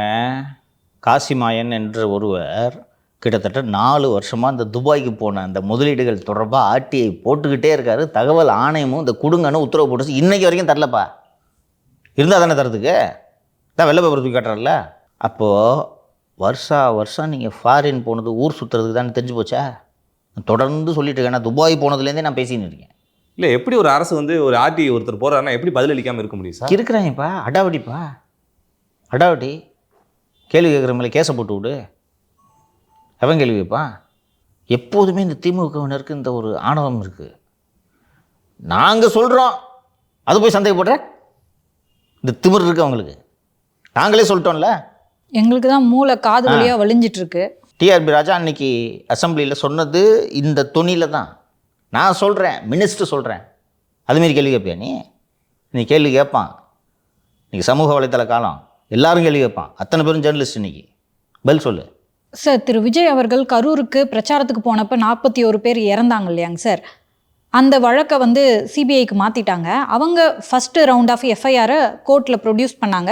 அதில் வந்து மீண்டும் Mathiyazhagan A1, Bussy Anand A2, திரு நிர்மல்குமார் A3 அப்படின்னு சொல்கிறாங்களேங்க சார். சிபிஐயோட ப்ரொசீஜரை புரிஞ்சுக்குங்க.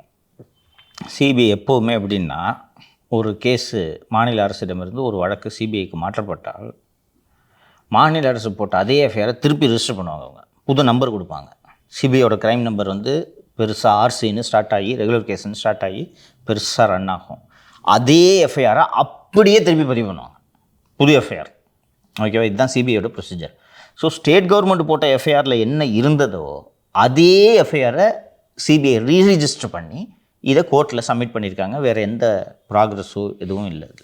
ஸோ ஸ்டேட் கவர்மெண்ட் எஃப்ஐஆரில் யாரெல்லாம் அக்யூஸ்டாக இருந்தாங்களோ அதே அக்யூஸ்டை இதில் போட்டு பண்ணியிருக்காங்க. இன்வெஸ்டிகேஷனில் அதில் இந்த எஃப்ஐஆரில் இருக்க உண்மைத்தன்மை என்ன, யார் அக்யூஸ்டு, உண்மையிலேயே இவங்க தான் அக்யூஸ்டா அப்படின்ற விவரங்கள் எல்லாம் அவர்களுடைய புலனாய்வின் இறுதியில் தெரியும். சார், சோஷியல் மீடியாவில் திமுகவினர் பார்த்தீங்களா இங்கேருந்து அங்கே போய் மாட்டிக்கிட்டாங்க அப்படின்ற பதிவுகள்லாம் போடுறத பார்க்க முடியுது. அப்படி இல்லையாங்க சார் இது? அப்போது யார் மாட்ட போகிறாங்கன்றது போக போக தெரிஞ்சிருமா? சிபிஐ ஒரு ப்ரொஃபஷனல் ஏஜென்சின்னு நான் மீண்டும் மீண்டும் சொல்லி கொண்டிருந்திருக்கிறேன். கடந்த 2020 பீகார் சட்டப்பேரவை தேர்தலுக்காக அந்த பீகாரை சேர்ந்த அந்த சுஷாந்த் சிங் என்ற அந்த நடிகர் தற்கொலை செய்து கொண்டார். அந்த நடிகருக்கு போதை மருந்து வாங்கி அவரை தற்கொலைக்கு தூண்டி பணம் பறிக்க முயன்று தற்கொலைக்கு தூண்டி அவரை கொன்றது ரியா சக்கரவர்த்தி என்ற அந்த நடிகை என்று அப்போது பீகார் தேர்தலுக்காக தான் அதை பண்ணுறாங்க. பண்ணி ஒட்டுமொத்த ஊடகங்களும் சேர்ந்து அந்த ரியா சக்கரவர்த்தியை குற்றவாளியாக்கி ஒரு போதை மருந்து கடத்துறவருக்கு இவர் தான் தற்கொலைக்கு தூண்டினார் அப்படி இப்படின்னு சொன்னாங்க. 2 நாட்களுக்கு முன்பு சிபிஐ ரியா சக்கரவர்த்தி மீது எந்த குற்றமும் நிரூபிக்கப்படவில்லை. அவர் தற்கொலைக்கு சுஷாந்த் சிங்கை தூண்டவில்லை, பணம் கேட்டு மிரட்டவில்லை என்று அறிக்கையை தாக்கல் செய்திருக்கு. இதே பிஜேபி அரசின் கீழே இருக்கக்கூடிய ஏஜென்சி தானே அது. ஆனால் இல்லை, எவிடன்ஸ் இல்லைன்னு முடிச்சிட்டாங்க.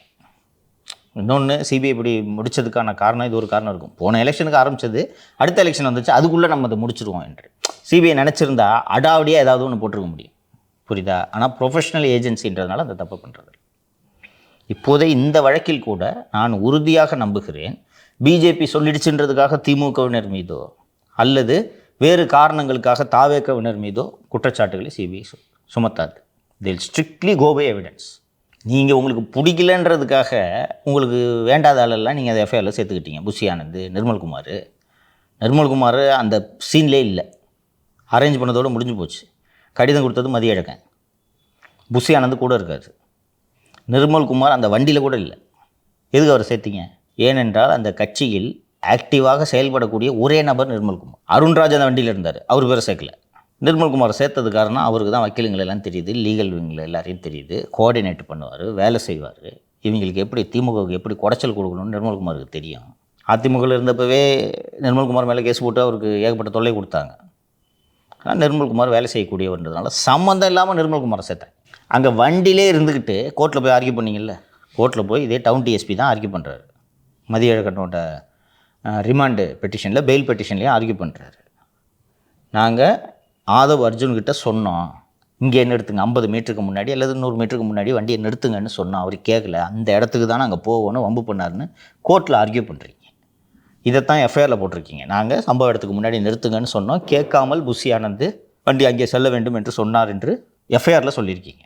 கோர்ட்டில் ஆதவ் அர்ஜுன் தான் இந்த மாதிரி சொன்னார். நீங்கள் ஆதவ் அர்ஜுன் பேரை ஏன் எஃப்ஐஆரில் சேர்க்கல? அவரை கைது பண்ணணும்லாம் சொல்ல, ஆதவ் அர்ஜுன் பேரை ஏன் சேர்க்கல? அப்போ உங்களுக்கு வசதிக்கு ஏற்ற மாதிரி உங்களுக்கு பிடிக்காத ஆட்களை எல்லாம் நீங்கள் அதில் சேர்த்தீங்க இல்லையா? சரி, இவங்க பேர் தானே எஃப்ஐஆரில் இருந்துச்சு. சம்மந்தம் இல்லாமல் பவுன்ராஜ் எதுக்கு அரெஸ்ட் பண்ணீங்க?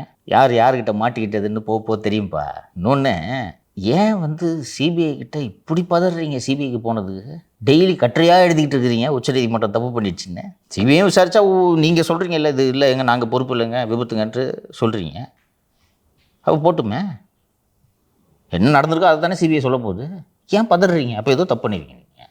எப்படி இருந்தாலும் சிபிஐ இந்த நிகழ்ச்சிக்கு போதுமான பாதுகாப்பு ஏற்பாடுகளை செய்ய தவறிய காவல்துறை அதிகாரிகள் மீது துறை ரீதியான நடவடிக்கைக்கு நிச்சயம் பரிந்துரைக்கப் போகிறது. அது விட்டுறாது சிபிஐ. அப்போ யார் மாற்றான்னு அன்றைக்கி பார்த்துக்கலாம். அதனால் இந்த எஃப்ஐஆரை ஜஸ்ட் ரீரெஜிஸ்டர் பண்ணியிருக்காங்க, நத்திங் ஃப்ரெஷ். சார் ஒருவேளை வந்துட்டு விசாரிச்சுட்டு அந்த எஃப்ஐஆரில் இருக்க யாருக்குமே முகாந்திரமே இல்லைன்னு சொல்லிட்டா எஃப்ஐஆர் மாற்றி எழுத கூட வாய்ப்பு இருக்குல்ல சார்? எஃப்ஐஆர் மாற்ற வேண்டிய அவசியமே இல்லை. எஃப்ஐஆர்ன்றது என்ன, ஃபஸ்ட்டு இன்ஃபர்மேஷன் ரிப்போர்ட், அவ்வளோதான். விசாரணையை தொடங்குறதுக்கு இது ஒரு ஆவணம். இதை வச்சு தொடங்கிட்டு அதில் 5 பேர் போட்டிருக்காங்கல்ல, இந்த 5 பேருக்கு இந்த வழக்குக்கும் சம்மந்தம் இல்லைன்னு சிபிஐ தாராளமாக எழுதும். கரூர் சம்பவத்தில் உயிரிழந்த அந்த குடும்பத்தை சேர்ந்தவங்களை மாமல்லபுரத்துக்கு அழைத்து ஆறுதல் சொல்ல இருக்கிறாரா விஜய் அவர்கள்? அதுக்கு காரணம் என்னன்னு சொல்லிடுறேன் சார். அங்கே கல்யாண மண்டபத்துலலாம் வந்து பர்மிஷன் கிடைக்கல. அவங்களுக்கு நீங்கள் ஆறுதல் சொல்ல போகிறீங்களா, அவங்கெல்லாம் வந்து உங்களுக்கு ஆறுதல் சொல்ல போகிறாங்களா? அந்த உயிரிழந்த குடும்பத்தை சேர்ந்தவர்கள் வந்து ஒன்றும் கவலைப்படாதீங்க, நாங்கள் எழுந்திரிச்சு வந்துட்டோம், நீங்கள் முதல்ல ரூமை விட்டு வெளில வாங்க, அரசியல் பண்ணுங்கள். 1 மாதமாக பிரச்சாரம் பண்ணல, எல்லா சனிக்கிழமையும் பிரச்சாரம் பண்ணாலே நீங்கள் அனைத்து தொகுதிகளையும் கவர் பண்ண முடியாது. இதில் 1 மாதம் வேறு விட்டுட்டீங்க. இப்போ மீதி இருக்க மாவட்டங்களுக்கு போகலன்னா அந்த மாவட்டத்தில் இருக்கவங்களாம் கோச்சிக்கிட்டு ஓட்டு போட மாட்டாங்க. எந்திரிச்சு வாங்க, கவலைப்படாதீங்க, போனது போயிடுச்சு அப்படின்னா அவங்க தான் அவங்களுக்கு ஆறுதல் சொல்ல போகிறாங்க. இவங்க அவங்களுக்கு ஆறுதல் சொல்கிற மாதிரி எனக்கு தெரியல. இப்போ திரு விஜய் அவர்கள் பிரச்சாரத்துக்கு போகும்போது தானே கிரவுண்ட் லெவலில் போய் மக்களை ரீச் பண்ணுவார். ஏன்னா எல்லாரும் சோஷியல் மீடியாவில் இருக்காங்கன்னு சொல்ல முடியாது. ஜென்சி அவர் கூட தான் இருக்காங்க, அது கன்ஃபார்ம். 35 வயதுக்கு மேலே இருக்கிறவங்கள கவர் பண்ணணும்னா கிரவுண்டுக்கு போகணும்ல சார் அவங்க. ஆமாம், கிரவுண்டுக்கு போகணும். கிரவுண்டுக்கு போகிற ஐடியாவே இல்லைன்னா நேற்று தான் சொன்னேன், அந்த ஹெலிகாப்டர் வந்து கதை என்று சொன்னேன். அது போல தான் இதுவும். விஜய் அந்த பாதிக்கப்பட்ட மக்களை சென்னைக்கு வரவழைத்து பார்க்கலாம் என்று அவர் எடுத்த இந்த முடிவுக்காக காலம் முழுக்க நினைத்து வருந்த போகிறார். இன்னைக்கு அது விபத்து, விஜய் எல்லாரும் கார்னர் பண்ணுறாங்க அப்படின்றதுனால பாஜக அதிமுக உள்ளே நுழைந்து விஜய்க்கு ஆதரவாக பேசினார்கள். இதில் கடுமையான தாக்குதலை திமுக அவர் மீது தொடுக்க இருக்கிறது. போதும் இன்று வரை விடாமல் அவர் மீது தாக்குதல் தொடுத்து கொண்டிருக்கிறார்கள். இந்த தெனாலிராம் பாராட்டிய அந்த மூத்த பத்திரிகையாளர் கோபால் 2 நாட்களுக்கு முன்னாடி ஒரு வீடியோ போட்டிருக்காரு. ஷூட்டிங் தான் எடுத்தாங்களாங்க கரூரில் அப்படின்னு. அவருக்கு தெரிந்த ஜேர்னலிசம் அவனே இவனே என்று விஜய் கண்ணா. அது மட்டும் இல்லை சார், உள்ளுக்குள்ள யாரும் நடிகைகள் இருந்தாங்க அப்படின்னு ஆபாச தாக்குதல் கவர் ஸ்டோரி. இதை வந்து இந்து தெனாலிராம் தான் இதை யோசிக்க வேண்டும். இதான் ஜேர்னலிசமா? இப்போ மேடையில் சொன்னார், நான் சவுக் சங்கர்லாம் ஜேர்னலிஸ்ட்டாக ஏற்றுக்கிறதே இல்லை அப்படின்னு கோபால பக்கத்தில் வச்சுட்டு சொல்கிறேன். அவருக்கு கூட சேர்ந்து நானே ஏற்றுக்கிறது இல்லைன்றது. அது விஜய் கேரவனில் நடிகை என்னையா ஜேர்னலிசம்? ஒரு மேனேஜர் நினைக்கிறேன், அந்த ஜெகதீஷ்ன்ற ஒரு விஜயோட மேனேஜர். ஆமாம், என்னையா ஜேர்னலிசம்? இது ஒரு மேகசினில் போடுறீங்க, இது காசு கொடுத்து வர வாங்கி படிக்கணுமா இந்த கருமத்தை? அது நக்கி மேகசினே கிடையாது, செக்ஸ் புக்குன்னு நான் எத்தனை முறை சொல்லியிருக்கிறேன். நான் தெரியுதா புத்தி எங்கே போகுது தெரியுதா? நீங்கள் அதான் இஷ்யூ. சரி, நான் இன்னொரு ஆங்கிளில் சொல்கிறேன், இருக்கட்டுமே நடிகைங்க, உங்களுக்குனே வந்துச்சு நியூஸ். அது மக்களுக்கு தேவையான விஷயங்களை எழுதுனா அவர் நடிகை கூட இருந்தாருன்னா அது நடிகை பிரச்சனை. நடிகை வந்து என்ன கைப்பிடிச்சில் தரேன்னு சொன்னாங்களா? ஜெகதீஷ் கைப்பிடிச்சில் தானே யாரும் நடிகை கம்ப்ளைண்ட் பண்ணாங்களா? பண்ண நியூஸ் போட்டுங்க, நானும் போடுறேன். இல்லை அப்புறம் எதுக்கு போடுறேன்? படுக்கையறை எட்டி பார்க்குறதுக்கும் கேரவன் எட்டி பார்க்குறதுக்கு என்ன வேறுபாடு? இது எப்படி செய்தியாகும்? இது ஃபஸ்ட்டு இப்படி பலகட்ட தாக்குதல்களை திரு விஜய் அவர்கள் மீது தொடுக்க இருக்கிறார்கள்.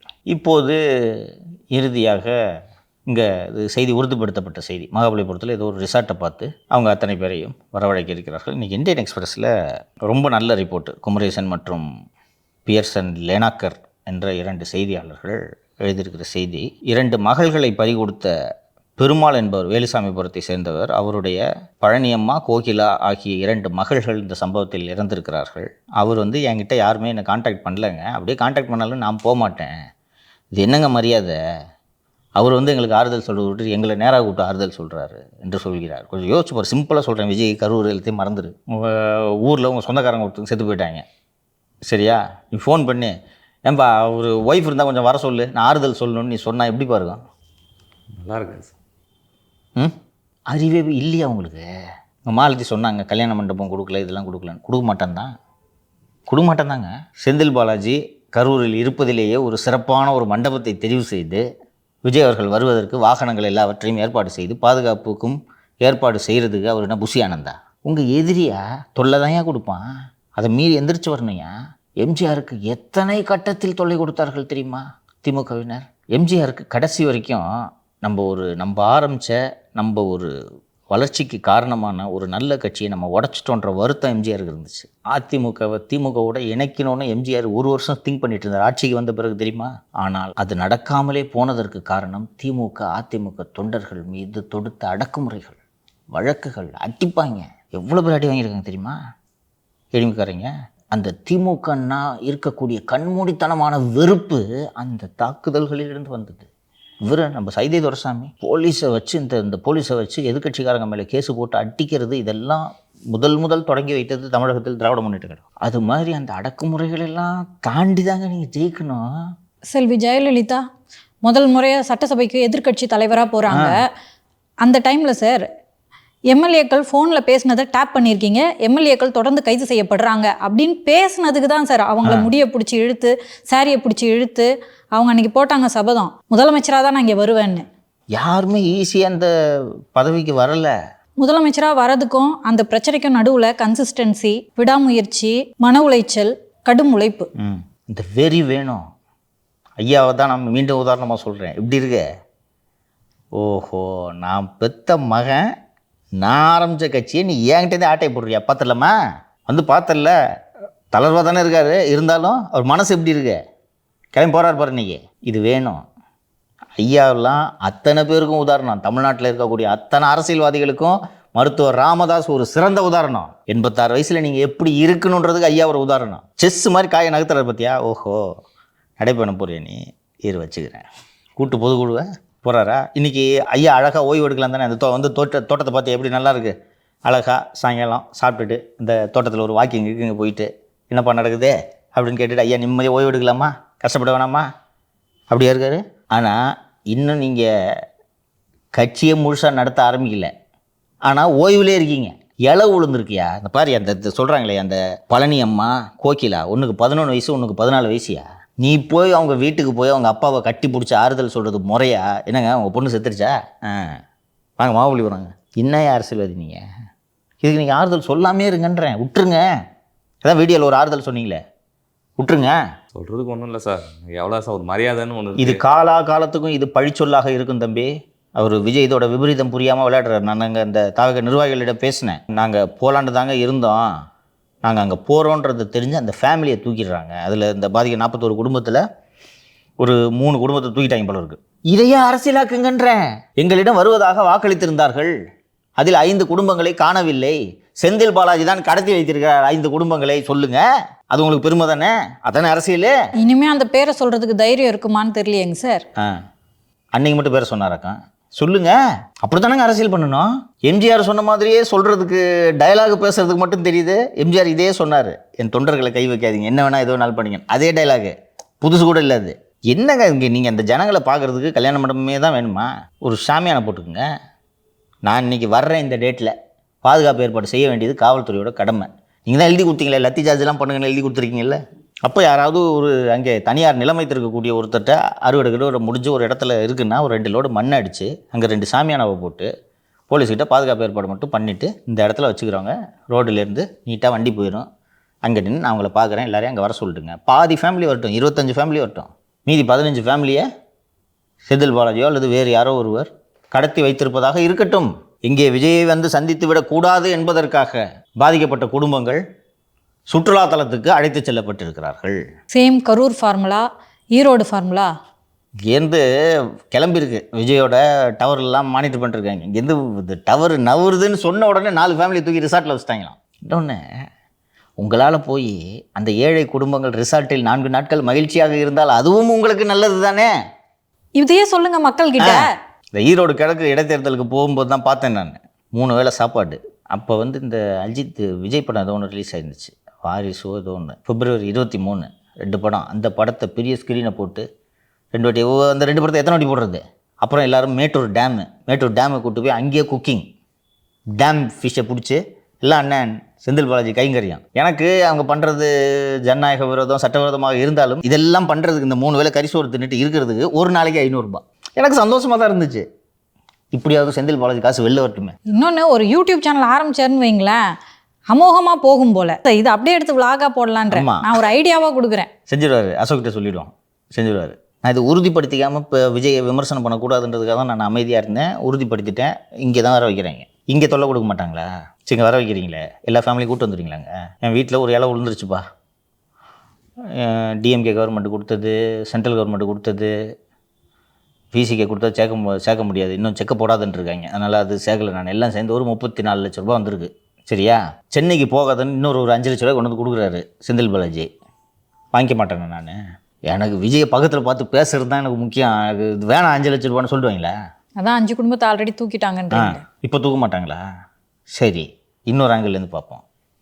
இந்த இலவை முதல்ல செஞ்சுருக்க வேண்டியதானே? நான் 1 மாதமா ஃபஸ்ட்டு மந்த் ஆனிவர்சரி அன்றைக்கி தான் பார்ப்பீங்களா விக்டிம்ஸ் ஃபேமிலியை?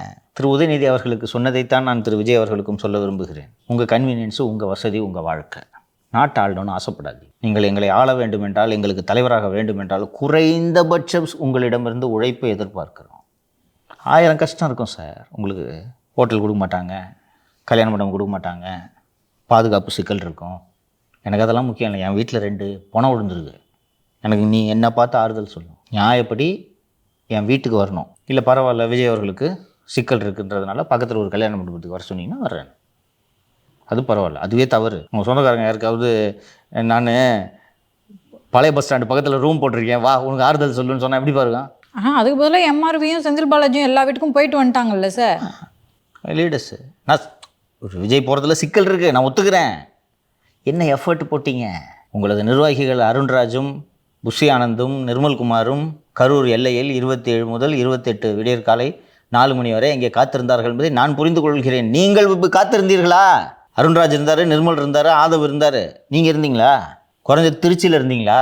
எப்படி சார் வீட்டுக்கு போக மனசு வரும்? ஸ்பைடர் மேனில் வந்து பார்த்தீங்கன்னா பீட்டரு அப்படியே ட்ரெஸ் அப்படியே போட்டு ஸ்பைடர் மேனாக மாறுவா. அப்படி பீட்டராக இருக்கக்கூடிய சினிமா நடிகராக இருக்கக்கூடிய திரு விஜய் அந்த ஸ்பைடர் மேனாக மாறுறதோட டிரான்ஸ்ஃபர்மேஷன் இருக்குல்ல, அதுவே நடக்காதனால தான் இந்த சிக்கல் நான் சொல்கிறேன்.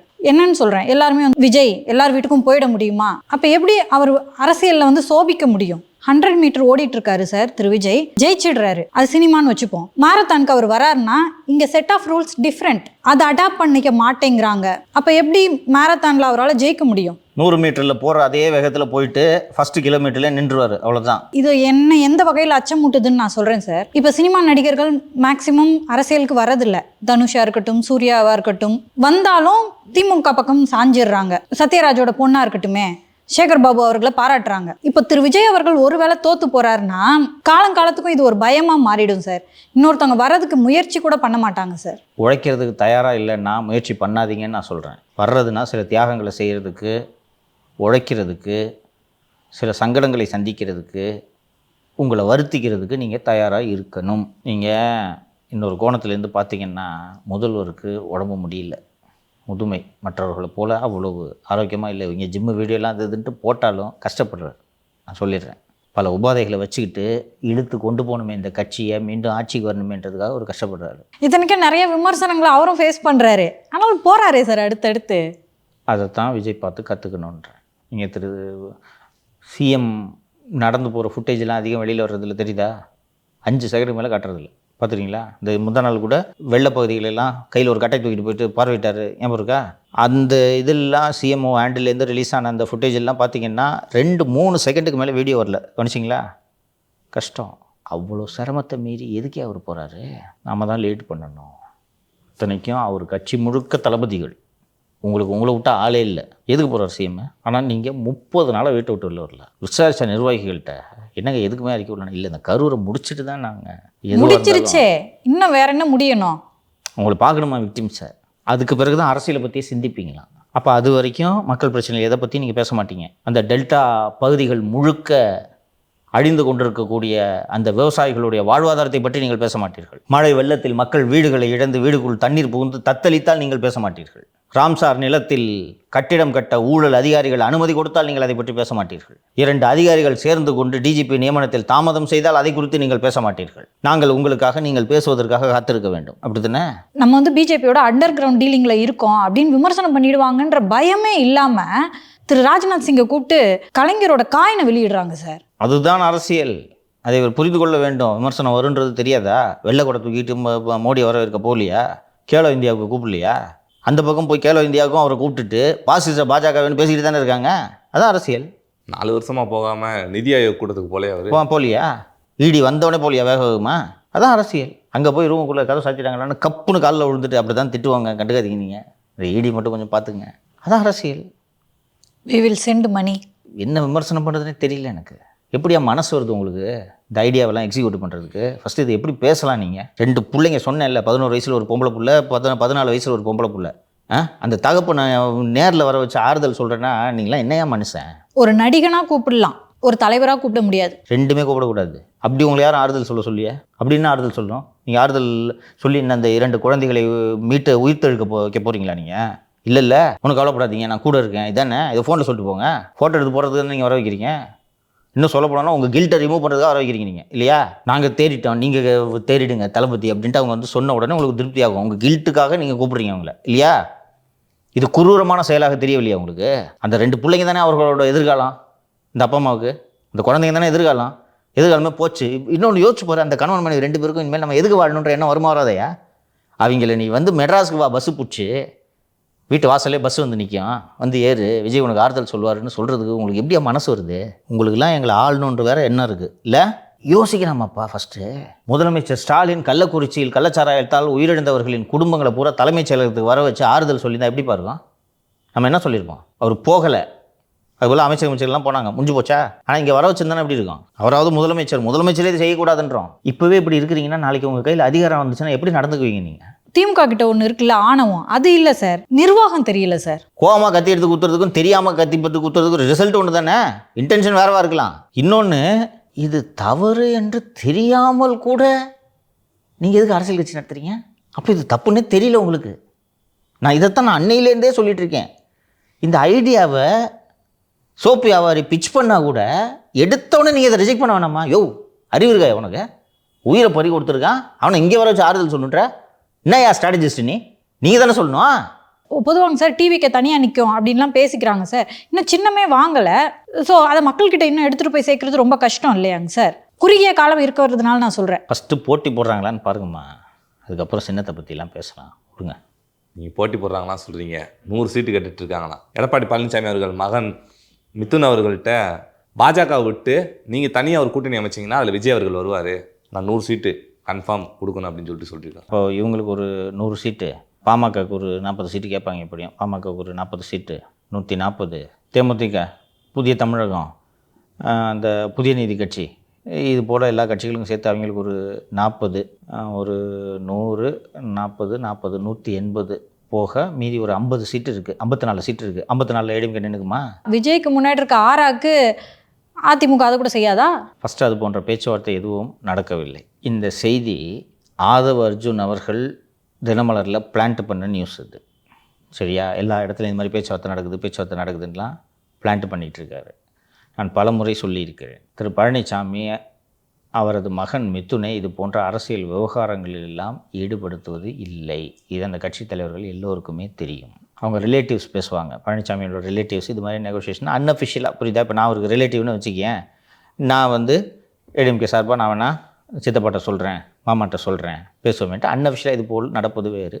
மிதுன் அவர்கள் இது போன்ற டாக்ஸில் ஈடுபடலைன்றது உறுதி. சரி, மிதுன் ஈடுபடுறாருன்னு வச்சுக்கோங்க, மிதுன் யார்கிட்ட பேசுவார்? அதில் வந்துருக்கு பார்த்தியா, விஜய் 2-3 முறை மிதுன் சந்திச்சிருக்கிறாருன்னு. எப்போ சந்திச்சார்? இது என்னென்னா, இந்த மாதிரி மிதுன் விஜய் சந்தித்த விஷயம் மிதுனுக்கே தெரியாது. ஸோ இதெல்லாம் ஆதவ் பிளான்ட் பண்ணிகிட்டு இருக்கிற நியூஸு.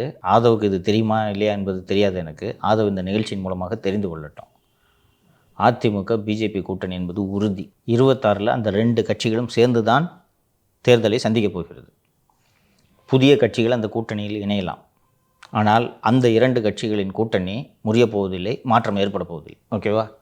இது ஃபைனலு. வேணும்னா வந்து சேர்ந்துக்குங்க, இல்லைங்க நாங்கள் தனியாக போட்டி போடுவோம்னா தனியாக போட்டி போடுங்க, அது உங்கள் விருப்பம், உங்களை யாரும் கட்டாயப்படுத்தலை. அந்த கூட்டணி உடைய போவதில்லை. இப்படியே அந்த கூட்டணி உடைந்தாலும் கட்சியை கலைச்சாலும் கலைப்பார், 100 சீட்லாம் எடப்பாடி கொடுக்க மாட்டார். எவ்வளோ பெரிய ஆளாக வேணாலும் இது ஒரு நாளும் ஒத்துக்க மாட்டார் 100 சீட்டுக்கு. எப்படிப்பா எடுத்த உடனே? இன்னொன்று, எத்தனை தேர்தல் நீங்கள் போட்டிகிட்டு இருக்கீங்க? ஒரு தேர்தலில் போட்டிட்டு 10% வாங்கின கட்சிக்கே ஜெயலலிதா 41 சீட்டை தான், அதுவும் அழுதுகிட்டே கொடுத்தாங்க தெரியுமா? சொத்து குவிப்பு வழக்கு மட்டும் அன்று ஜெயலலிதாவின் தலைக்கு மேல் தொங்காமல் இருந்திருந்தால் அந்த 40 விஜயகாந்தே தேவையில்லைன்னு இருப்பாங்க. கூட இருந்த ஒருத்தர் அப்போது சொன்னார், 10:30 மணிக்கு மீட்டிங்கு, அந்த தேமுதிக மற்றும் அதிமுகவுக்கான அந்த பேச்சுவார்த்தை இருக்கிறது அல்லவா, 1 மாதம் நடைபெற்றது. இந்த ரெயின்ட்ரி ஹோட்டலில் சுதீஷ் வருவார், பண்ருட்டி ராமச்சந்திரன் வருவார், அதிமுக தரப்புலேருந்து நத்தம் விஸ்வநாதன், இன்னொரு 3 பேர் போவாங்க, டிஃபன் பண்ணலாம், ஆர்டர் பண்ணுவாங்க, ரூமில் உட்காருவாங்க, சாப்பிடுவாங்க, சாயங்காலம் வரைக்கும் சும்மா உட்காந்து அப்புறம் சொல்லுங்கள் என்ன நடக்குது அப்படின்னு பேசுவாங்க, முடிச்சுட்டு வந்துடுவாங்க. சுதீஷ் 80 சீட்லேயோ 90 சீட்லேயோ நிற்கிறாரு. அப்படியே போகுது நெகோசியேஷன். 30 நாள் ஆன உடனே ஒரு நாள் இவங்க சசிகலாவுக்கு சந்தேகம் வருது. என்னையா 30 நாளாக பேசுகிறாங்க, அவங்க அதே நம்பர் சொல்லிட்டு இருக்காங்க, இவங்க இதே நம்பர் சொல்லிட்டு இருக்காங்க, இது என்ன தான் நடக்குது என்று கேட்டதும் அவர் பண்டுட்டி சொல்கிறாரு. பண்டுட்டியை தனியாக சந்திக்கிறாங்க. ஆனால் என்ன தானே நடக்குது, என்ன தானே பேசுகிறீங்கன்னு ஒன்று. இல்லை இது மாதிரி சுதீஷ்க்கு வந்து 80 சீட்டு தரப்போகிறாங்கன்ட்டு சொல்லியிருக்கிறாரு, அதனால் 80 சீட்டுக்கு குறையாதீங்கன்னு சொல்லியிருக்கிறாரு என்று சொன்னதும் அவங்க அந்த நம்பர் பிடிச்சிக்கிட்டாங்க. இது ஒன்றும் இனிமேல் செட் ஆகாது என்று தெரிந்து அது அந்த ஏடிஎம்கே நெகோசியேஷனோட ஸ்கில்லை பார்க்கணும். சசிகலா கிட்டத்தட்ட 30 வருஷமாக அவங்க தான் நெகோசியேஷன்லாம் நடத்துறது. போயஸ் கார்டனில் 2011 தேர்தல் இது. போயஸ் கார்டனில் நெகோசியேஷன் கீழே சிபிஎம் வெயிட் பண்ணுது, மேலே சிபிஐ கூட பேச்சுவார்த்தை நடந்துகிட்டு இருக்கு. சிபிஐ கிட்ட என்ன சொல்கிறாங்க, அவங்ககிட்ட கையெழுத்து போடலான்ட்டு அம்மா சொல்லிட்டாங்க. நீங்கள் கேட்குற அதே திருத்துறைப்பூண்டி, நாகப்பட்டினம், கோயம்புத்தூர் அதே சீட்டை அவங்க கேட்குறாங்க தான், நீங்கள் முதல்ல போடுறீங்களா அவங்ககிட்ட போட்டுறவா அப்படின்னு. இல்லை நாங்கள் போடுறோம், கொடுக்குற நம்பர் வாங்கி. அப்புறம் அவங்கள அனுப்பிச்சி விட்டுட்டு ஒரே ஒரு கண்டிஷன், வெளியில் போய் கையெழுத்து போட்டுட்டோன்னு அனௌன்ஸ் பண்ணிட்டு போங்க ப்ரெஸ்ஸில். அவங்க கையெழுத்து போட்டு போனோன்னா அடுத்து நீங்கள் வாங்கப்பா. அவங்க வாங்கிட்டாங்க, அதான் சிபிஐ தான் கையெழுத்து போட்டாங்க. உடனே அவங்க போயிட்டாங்க, எதுக்கு மேலே என்ன பண்ணுறது, நாங்கள் போடுறோம். சிபிஐ முடிச்சா அடுத்து தேமுதிக வாங்க. 80 எங்கே இருக்குது, 41 எங்கே இருக்குது. இப்படி தான் நடக்கும் பேச்சுவார்த்தை. அவ்வளோ ஈஸியெல்லாம் விட்டு கொடுத்துட மாட்டாங்க. 100 தூக்கி கொடுப்பாங்களாக்க. அவங்க ஆசை வேணால் இன்னும் நாளைக்கு கூட தினமலரில் எழுதிக்கிங்க அதை சொல்கிறாருன்னு. நேற்று தவறாக போட்டு விட்டோம், 100 அல்ல 150 என்று போட்டுக்கொள்ளுங்கள். பெருமையாக அன்றைக்கி வக்கனையாக சொல்கிறீங்க, தமிழ்நாட்டில் நாங்கள் தான் உண்மையான எதிர்கட்சியாக என்ன வேலையாக செஞ்சுட்டு இருக்கீங்க நீங்கள்? போனார் அந்த எடப்பாடி. குறைஞ்சபட்சம் டெல்டாக்கு போய் விவசாயிகளை சந்திக்கலையே சார். இது எவ்வளவு முக்கியமான பிரச்சனை, விவசாயிகளோட பிரச்சனை. பச்சை துண்டை தலையில் கட்டினா மட்டும் போதுமா சார்? இந்த அரசியல் எல்லாத்தையும் தாண்டி அந்த 5 மாதமாக பாதுகாத்து வைத்து அந்த பயிர் முளைத்து வீணாய் போகிறத பார்க்குறதுக்கு எவ்வளோ கஷ்டமாக இருக்குது. ஒரு வாழ்வாதார பிரச்சனை இல்லையா? ஒரு அறிக்கை விடுறது உங்களுக்கு என்னையா பிரச்சனை? இலை உழுந்தவங்க வீட்டில் இருக்கிறவங்களெல்லாம் இங்கே கூப்பிட்டு நீங்கள் ஆறுதல் சொல்கிறதுக்கு நாங்கள் இவ்வளோ நாள் காத்திருக்கணும், நடுவில் எந்த பிரச்சனையும் இங்கே தொட மாட்டீங்க. இந்த நொடி வரைக்கும் சார் விஜய் அவர்கள் மீது ஒரு அபிமானம், அவங்க மீது இன்னமும் ஒரு மரியாதை இருக்குது. மக்கள் வந்து அவரை விரும்புகிறாங்க. ஆனால் இந்த சம்பவத்துக்கு அப்புறம் மாறக்கூட வாய்ப்பு இருக்குது சார். நீ விஜய் ஃபேனாக இருந்தால் கண்ணை முட்டு நீ எது வேணாலும் பண்ணுவப்பா. ஒரு சிவிலியனாக இருந்து பாருப்பா, ஒரு வாக்காளனாக இருந்து பாருப்பா. என்னையா மனுஷன்? அதான் சொல்கிறேனே, உன் சொந்தக்காரங்க செத்து போயிட்டாங்கப்பா.